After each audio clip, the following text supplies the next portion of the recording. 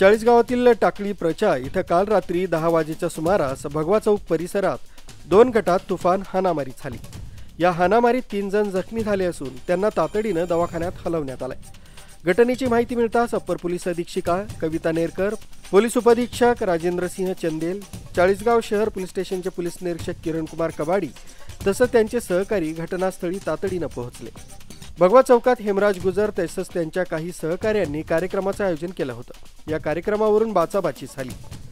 तसंच या बाचाबाचीचं रूपांतर हाणामारीत झालं आणि नंतर दगडफेकीत झालं। साऱ्या हाणामारीची पोलिसांनी गंभीर दखल घेतली। तसंच या हाणामारी मागील कारण आणि प्रमुख सूत्रधार यांचा शोध पोलीस घेत आहे। टाकळी प्रचा गावातले सामाजिक वातावरण खराब करणाऱ्या लोकांचा योग्य तो बंदोबस्त करण्याची मागणी देखील ग्रामस्थांनी केली।